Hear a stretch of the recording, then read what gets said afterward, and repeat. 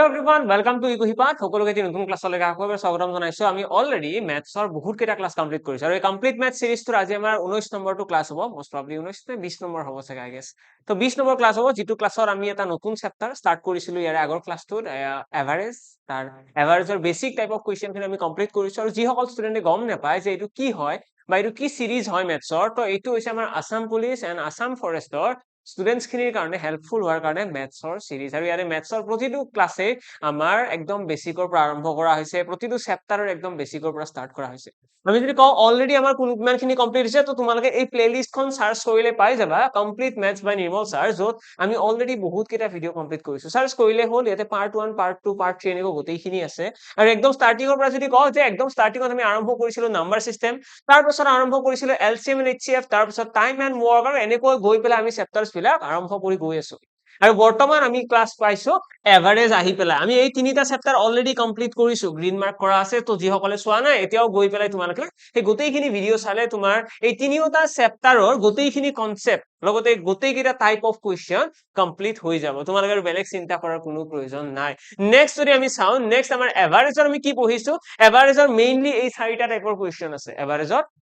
এনেইতো এভাৰেজ চেপ্টাৰটো বহুত দীঘলীয়া চেপ্টাৰ, এভাৰেজত ধেৰ কুৱেশ্যন আছে, এপ্ৰক্সিমেটলি ইয়াৰে 20টা মান কুৱেশ্যন আছে। ইন জেনেৰেলি মেথছৰ প্ৰতিটো চেপ্টাৰতে 10, 12 বা 15টা কুৱেশ্যনে থাকে, কিন্তু এভাৰেজ চেপ্টাৰটো 15টাতকৈ বেছি কুৱেশ্যন, অৰ্থাৎ 20টা মান কুৱেশ্যন ইয়াতে আছে টাইপ অফ কুৱেশ্যন। কিন্তু সেই 20টা কুৱেশ্যনক আমি যদি কেটেগৰাইজ কৰো, অকণমান যদি আৰু ফিল্টাৰ কৰো, আমি দেখিম মেইনলি 4টা বা 5টা টাইপৰ কনচেপ্টহে আমি পঢ়িব লগা আছে। যেনেকৈ একদম ষ্টাৰ্টিঙতে আমি বেসিক ফৰ্মুলা বেসড কুৱেশ্যন পঢ়িব লাগে, যিটো আমি লাষ্ট ক্লাছত শিকি পেলাই কমপ্লিট কৰিছো। যিসকলে সেই ভিডিঅ'টো চাইছে সিহঁতে খুব ধুনীয়াকৈ সেই গোটেইখিনি কথা বুজিও পাইছে। আজিৰ এই ক্লাছটোত আমি শিকিবলৈ গৈ আছো consecutive number based concept. Consecutive number কি হয়, কেনেকুৱানো কনজিকিউটিভ নাম্বাৰৰ কনচেপ্ট হয়, আমি এতিয়ালৈকে যিখিনি শিকিছো সেইটোৰ একৰ্ডিংলি আমি ক'ব পাৰো। আমাক যদি কিছুমানে নাম্বাৰ দি দিয়ে, 20 দি দিলে, দেন 28 দি দিলে, ইয়াতে দি দিলে 37, ইয়াতে দি দিলে 31, ইয়াতে কৈ দিলে 29, তো এনেকুৱা নাম্বাৰ দি পেলাই যদি আমাক এভাৰেজ উলিয়াব দিয়ে, আমি কেনেকৈ উলিয়াব লাগে সেইটো বস্তু আমি শিকিছো। আমি কি কৰিব লাগে, চিম্পলি গোটেইকেইটা সংখ্যা যোগ কৰিব লাগে।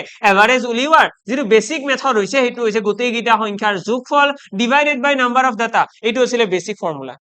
নেক্সট যদি আমি চাওঁ, নেক্সট আমাৰ সেকেন্ড টেকনিকটো কি আছিলে, সেকেন্ড টেকনিকটো আমি এভাৰেজটো এজিউম কৰি লওঁ। এজিউম মানে আমি ধৰি লওঁ নিজৰ ফালৰ পৰা যে এই সংখ্যাকেইটাৰ এভাৰেজ কি হ'ব পাৰে।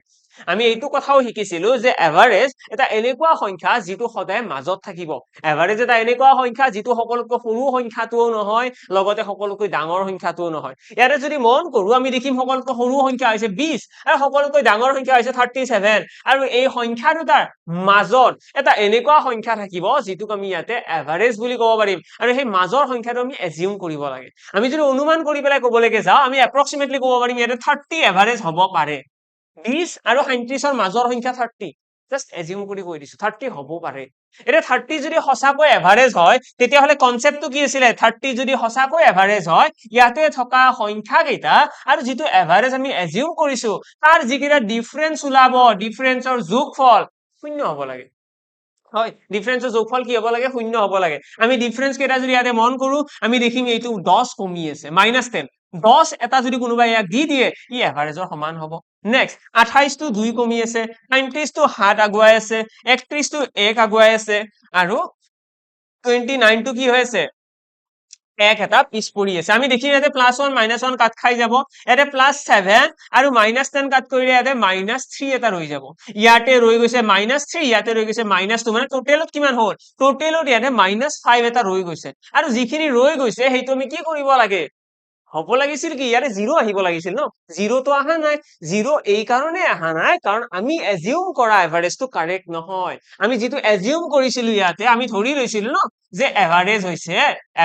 30, তো এইটো আমাৰ কাৰেক্ট নহয়। তো আমি কি কৰিম, যিখিনি ৰৈ গৈছে সেইখিনি গোটেই কেইজনৰ মাজত ভগাই দিম। কিমান জন আছে, 1 2 3 4 5, 5জন মানুহ আছে, 5ৰে ডিভাইড কৰি দিয়া, কিমান আহিব, -1, অৰ্থাৎ -1 এটা ইয়াতে কৰি দিলে 29 পাই যাম, যিটোৱে হৈছে আমাৰ কাৰেক্ট এভাৰেজ। এতিয়া যদি তোমালোকে এই যিটো এভাৰেজ আমি পালো 29 আৰু ইয়াতে থকা সংখ্যা কেইটাৰ যদি পাৰ্থক্য উলিয়াবলৈ যোৱা, তেতিয়াহ'লে দেখিবা এই পাৰ্থক্য কেইটাৰ যোগফল 0 হৈ পৰিব। এইবাৰ 0 হ'ব। ট্ৰাই কৰি চাবা নেকি এবাৰ ট্ৰাই কৰি চোৱাচোন, তোমালোকৰ বেটাৰ আণ্ডাৰষ্টেণ্ডিঙৰ কাৰণে এবাৰ চেষ্টা কৰিছো। আমি যদি ধৰি ললো হেঁতেন যে এভাৰেজ 29 হলে কি হ'ব, এইটো 20 টো কিমান কমি আছে 9 এটা কমি আছে 28 টো 1 এটা কমি আছে 37 টো প্লাস 8 আগুৱাই আছে 31 টো কি হৈ আছে প্লাস 2 আগুৱাই আছে 29 টো 0 আগুৱাই আছে এতে দেখিবা প্লাস 8 minus 9 minus 1 ৰৈ যাব minus 1 minus 1 minus 2 আৰু ইয়াতে আছে প্লাস 2 কাট খাই 0 হৈ গল নে নাই হৈছে নে গোটেইখিনি যোগ বিয়োগ কৰোতে শূন্য হৈ গৈছে অৰ্থাৎ 29 আমাৰ শুদ্ধ এভাৰেজ হয় আৰু এই টেকনিক খিনি আমি লাষ্ট ক্লাছত শিকি খতম কৰিছো আমি এতিয়া আৰু নতুনকৈ এইখিনি বস্তু পঢ়াৰ কোনো প্ৰয়োজন নাই এতিয়া আজিৰ এই ক্লাছত আমি আৰম্ভ কৰিম কনজিকিউটিভ নাম্বাৰৰ কনসেপ্ট কি হয় কনজিকিউটিভ নাম্বাৰ কনজিকিউটিভ মানে হৈছে যিকেইটা সংখ্যা সিৰিয়ালি আহিব সিৰিয়ালি লাইক 2 3 4 5 6 এইকেইটাক আমি কওঁ ক্ৰমাগত সংখ্যা অসমীয়াত কি বুলি কওঁ ক্ৰমাগত সংখ্যা সিৰিয়ালি আহিব লাগিব যেনেকৈ মই যদি কওঁ 20 20ৰ পিছত কোন আহিব 21 22 23 24 25 26 এনেকুৱা সংখ্যাবিলাকক ক্ৰমাগত সংখ্যা বুলি কয় লগতে এই কনজিকিউটিভ নাম্বাৰৰ সিৰিজত এটা ইভেন কনজিকিউটিভ নাম্বাৰৰ সিৰিজো আহিব যুগ্ম সংখ্যাৰ ক্ৰমাগত যুগ্ম সংখ্যা ক্ৰমাগত যুগ্ম সংখ্যা বুলি কলে যদি এটা যুগ্ম সংখ্যা মই 12 বুলি কওঁ ইয়াৰে পিছৰ যুগ্ম সংখ্যা কোনটো ইয়াৰে পিছৰ আমি 13 লিখিব নোৱাৰো আমি 14 লিখিব লাগিব তাৰপিছত 16 তাৰপিছত 18 তাৰপিছত 20 এনেকৈ যিবিলাক সংখ্যা পাম ন সেইকেইটাক আমি কওঁ ক্ৰমাগত যুগ্ম সংখ্যা তাৰ পাছত আমি যদি কওঁ অড মানে কি অড মানে হৈছে অযুগ্ম সংখ্যা ক্ৰমাগত অযুগ্ম সংখ্যা মানে কোনবিলাক 11 13 15 17 19 এই গোটেইকেইটা কি বুলি কয় ক্ৰমাগত অযুগ্ম সংখ্যা বুলি কয় তাৰ পাছত আমি যদি কওঁ প্ৰাইম নাম্বাৰৰ সিৰিজ চলিব জানো প্ৰাইম নাম্বাৰৰ সিৰিজ আমাৰ কেতিয়াও ক্ৰমাগত নহয় ঠিক আছে প্ৰাইম নাম্বাৰ বুলি ক'লে হেতু ক্ৰমাগত সিৰিজ নহয় আমাক যেতিয়া যুগ্ম সংখ্যা বুলি কয় ক্ৰমাগত যুগ্ম সংখ্যা বুলি ক'ব পাৰে আমাক ক'ব পাৰে ক্ৰমাগত অযুগ্ম সংখ্যা আমাক কি ক'ব পাৰে আমাক ক'ব পাৰে নৰমেল ক্ৰমাগত সংখ্যা তেতিয়া হলে আমি নৰমেলি আমাৰ স্বাভাৱিক সংখ্যাবিলাককে ক্ৰমাগত সংখ্যা বুলি লওঁ ঠিক আছে নেক্সট আমি কি শিকিব লগা আছে নেক্সট আমাৰ আৰু ক্ৰমাগত সংখ্যা কিবা আছে নে ইয়েস অবভিয়াসলি আছে ক্ৰমাগত সংখ্যা বুলি ক'লে মেইনলি বাৰু এইখিনিয়ে তাৰ পাছত যদি চাও তাৰ এইটোৰ লগত খাপ খোৱা এইটোৰ লগত সিমিলাৰ কাইন্ডৰ এটা কনসেপ্ট আহিব যেটো আমি কওঁ এৰিথমেটিক প্ৰগ্ৰেছন বুলি তোমালোকে ইয়াতে হেডিংত দেখিছাই চাগে এৰিথমেটিক প্ৰগ্ৰেছন তো এৰিথমেটিক প্ৰগ্ৰেছন এণ্ড কনজিকিউটিভ নাম্বাৰৰ কনসেপ্টটো অলমোস্ট সিমিলাৰ আমি এৰিথমেটিক প্ৰগ্ৰেছন শিকাৰ আগত এটা কাম কৰি লও আমি ক্ৰমাগত সংখ্যাৰ এভাৰেজ কেনেকৈ উলিয়াও আমাক যদি কোনোবাই কয় যে এইকেইটা সংখ্যাৰ এভাৰেজ উলিওৱা আমাক যদি কোনোবাই কয় যে এইকেইটা সংখ্যাৰ এভাৰেজ উলিওৱা বা এইকেইটা সংখ্যাৰ এভাৰেজ উলিওৱা বা এইকেইটা সংখ্যাৰ এভাৰেজ উলিওৱা এই ক্ষেত্ৰত আমাৰ হাতত দুটা টেকনিক থাকিব প্ৰথম টেকনিকটো হৈছে আমি যিটো অলৰেডি শিকি আহিছো যে average equal sum divided by number of data এই টেকনিকটো আমি ইয়াতে লগাব পাৰো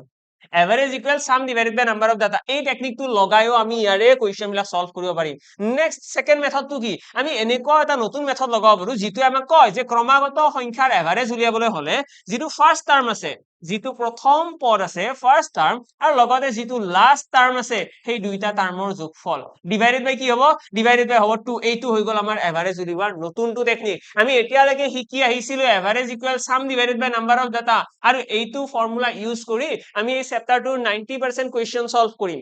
বাকি যি 10% কোৱেশ্চন ৰৈ গল অৰ্থাৎ কনজিকিউটিভ নাম্বাৰৰ কোৱেশ্চন হওক বা এৰিথমেটিক প্ৰগ্ৰেছনৰ কোৱেশ্চন হওক এই দুটা টাইপৰ কোৱেশ্চন কৰিবলৈ আমি ইউজ কৰিম এইটো স্পেশাল ফৰ্মুলা এই ফৰ্মুলাটো আমাৰ কেতিয়া ইউজফুল হ'ব যদিহে সংখ্যাবিলাক ক্ৰমাগত হয় সংখ্যাবিলাকৰ মাজৰ ডিফাৰেন্সটো মেইনলি সেম হ'ব লাগে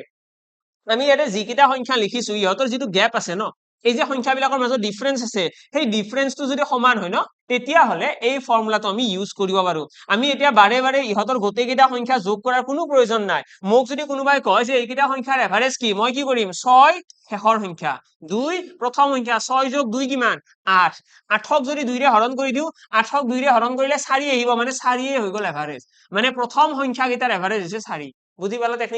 টেকনিকটো বুজি পালানে বহুত ইজি টেকনিক হয় জাস্ট এবাৰ বুজি থলে তোমালোকৰ কাৰণে এক্সামত হেল্পফুল হ'ব খুব কম সময়ৰ ভিতৰত তোমালোকে কোৱেশ্চন কেইটা সলভ কৰিব পাৰিবা কম সময়ৰ ভিতৰত তোমালোকৰ এনসাৰ আহিব নেক্সট আমাৰ ইভেন নাম্বাৰৰ যিটো সিৰিজ আছে ইয়াতে আমি দেখিছো এটা সংখ্যা আছে 20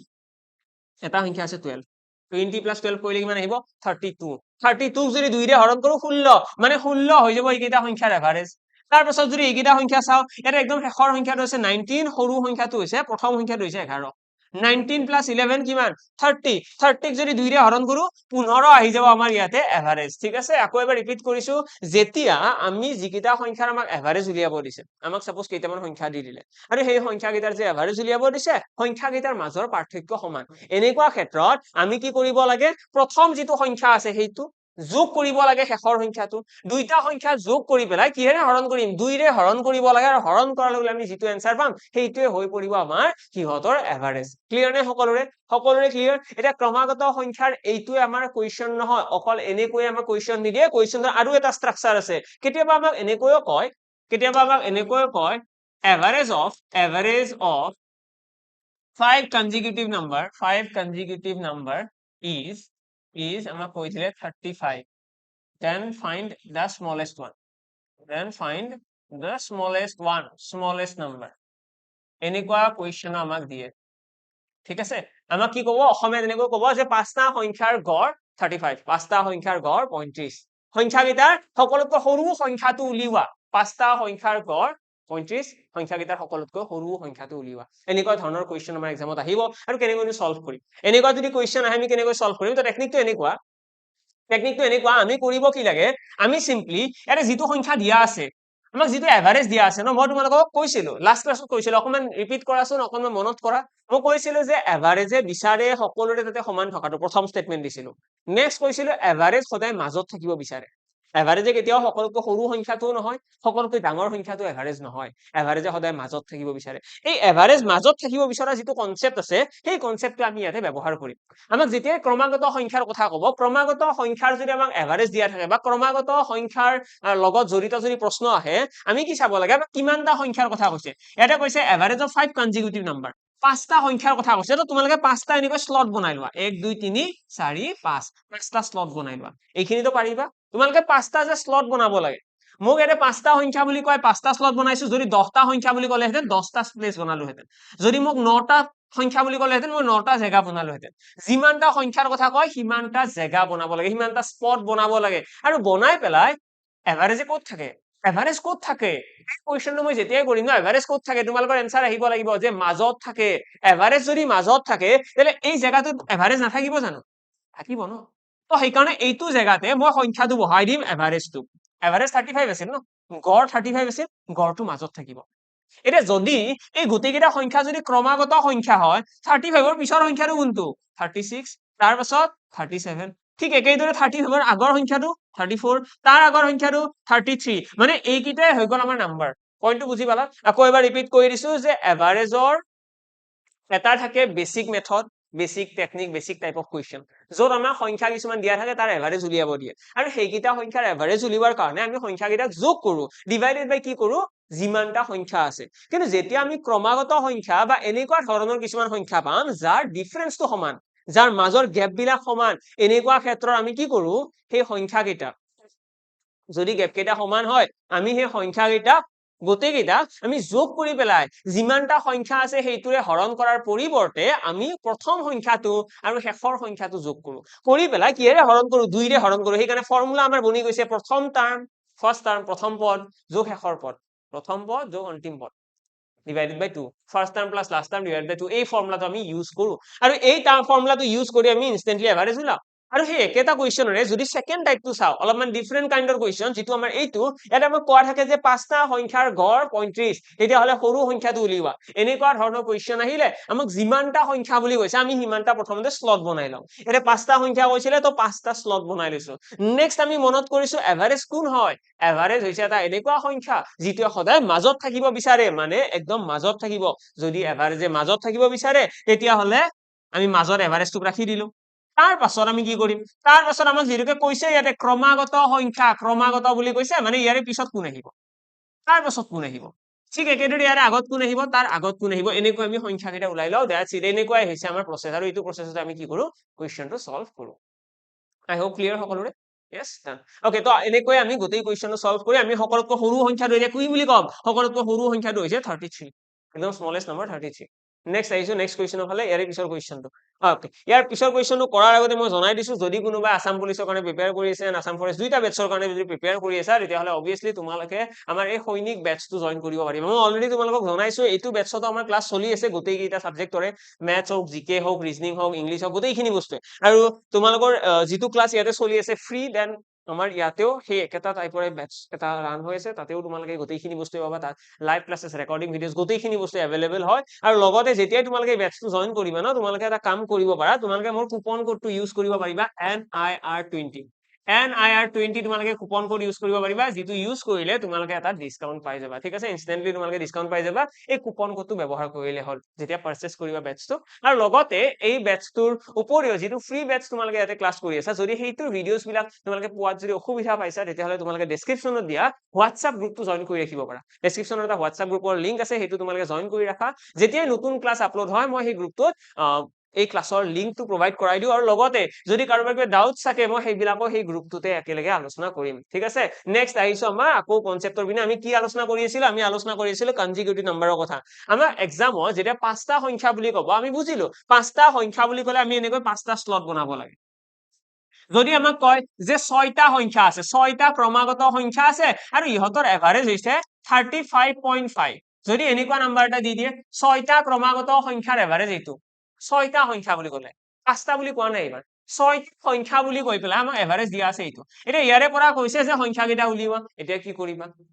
এতিয়া তোমালোকে আকৌ সেই কনসেপ্টটো ইউজ কৰিবা ন তোমালোকে ক্ৰমাগত বুলি কৈছে মানে ছয়টা এনেকৈ প্লেস বনাই ল'বা তাৰপিছত তোমালোকে একদম মাজৰ যিটো জেগা আছে তাত তোমালোকে বহাই দিবা এভাৰেজ জনক এতিয়া এভাৰেজ জনক মাজত বহাবলৈ হলে এইটো সিটত বহাবা নে এইটো সিটত বহাবা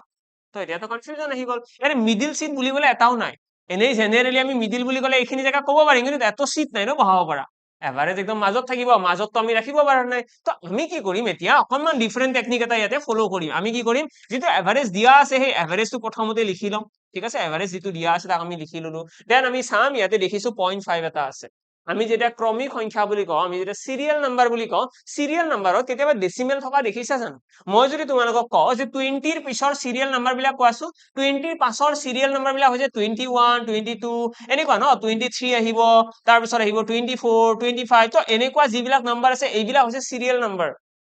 yes এইবিলাক সিৰিয়েল নাম্বাৰ হয় কিন্তু যদি মই 35.5 বুলি কওঁ ইয়াৰে পাছৰ সিৰিয়েল নাম্বাৰ কি পাম ইয়াৰে পাছকচোন সিৰিয়েল নাম্বাৰ একো নাই তো এনেকুৱা ক্ষেত্ৰত আমি এই দশমিক পাঁচটোক আঁতৰাই দিব লাগে আঁতৰাই দি পেলাই যিটো গোটা সংখ্যা আছে 35 সেইটোক আমি লেফট সাইডে ৰাখিম এখন সৰু সংখ্যা ন আৰু ইয়াৰে পিছৰ সংখ্যাটো কি 36 এইটোক আমি ৰাইট সাইডে ৰাখিম এতিয়া এইটোক এনেকৈ মনত ৰাখিব পাৰা যে 0.5 এটা প্লাস কৰিব লাগে আৰু 0.5 এটা ইয়াতে কি কৰিব লাগে মাইনাস কৰিব লাগে তেনেকৈ মনত ৰাখিব পাৰা বা তোমালোকে এনেকৈ মনত ৰাখিব পাৰা যে 0.5 টোক আমি আঁতৰাই দিছো বেলেগ একো কৰা নাই সিম্পলি 0.5 টোক আঁতৰাই দিছো আঁতৰাই দি পেলাই এটা সৰু সংখ্যা পাইছো এটা ডাঙৰ সংখ্যা পাইছো 0.5 এটা এড কৰাৰ পাছত তো এনেকৈ আমি দুটা সংখ্যা পাই যাম আৰু দুটা সংখ্যা যদি পাই গলো আমি যদি এবাৰ যদি প্যাটাৰ্নটো গম পাই গলো বাকিখিনি আমাৰ কাৰণে বহুত ইজি নহয় জানো আমি সিম্পলি কি কৰিব লাগে 36 ৰ পিছৰ নাম্বাৰটো 37 তাৰে পিছৰ নাম্বাৰটো 38 দেন এগেইন 35 ৰ আগৰ সংখ্যাটো কি হ'ব 34 দেন এগেইন তাৰ আগৰটো 33 আৰু এনেকৈ আমি পাই যাম গোটেই কেইটা সংখ্যা আমি এতিয়া ক'ব পাৰিম যে এই যিকেইটা ছয়টা সংখ্যাৰ কথা কৈছিলে আমাক যিকেইটাৰ এভাৰেজ দিয়া আছিলে সেই সংখ্যা কেইটাৰ এভাৰেজৰ পৰা সাকসেসফুলি আমি গোটেই কেইটা নাম্বাৰ ফাইন্ড আউট কৰিলো আমি একদম স্মলেষ্ট নাম্বাৰ পাইছো 33 দেন এগেইন তাৰ পাছত পাইছো 34 35 36 37 38 আমাক যদি কোৱেশ্চন কৰে ফাইন্ড দ্য লাৰ্জেষ্ট ওৱান সকলকৈ ডাঙৰটো উলিওৱা এইটো কেছত আমি এনসাৰ দিম 38 ইজ দ্য কাৰেক্ট এন্ড যদি কয় ফাইন্ড দ্য স্মলেষ্ট ওৱান তেতিয়া হলে আমি কম 33 ইজ দ্য কাৰেক্ট নাম্বাৰ তো এক্সামত তোমালোকে মনত ৰাখিবা দুটা সিচুৱেশন ক্ৰিয়েট হ'ব যদি মই গোটেইখিনি একদম ষ্টাৰ্টিংৰ পৰা ৰিপিট কৰো মই কম টোটাল তিনিটা কনসেপ্টৰ কোৱেশ্চন তোমালোকৰ এক্সামত আহিব এটা হল নৰমালি তোমালোকক নাম্বাৰ দি দিব কেনেকৈ দিব নৰমালি নাম্বাৰ মই দুটা কোৱেশ্চন বা তিনিটা কোৱেশ্চন এটা স্লাইডতে দেখাই দিছো আমাক এনেকৈ ক'ব যে 2 3 4 এনেকৈ গৈ পেলাই 99 এইকেইটা সংখ্যাৰ এভাৰেজ উলিওৱা বুজি পালা আমাক এইকেইটা সংখ্যাৰ এভাৰেজ উলিয়াব দিও এৰে তোমালোকে যদি এইবিলাক যোগ কৰিবলৈ যোৱা ন ওয়েস্ট অফ টাইম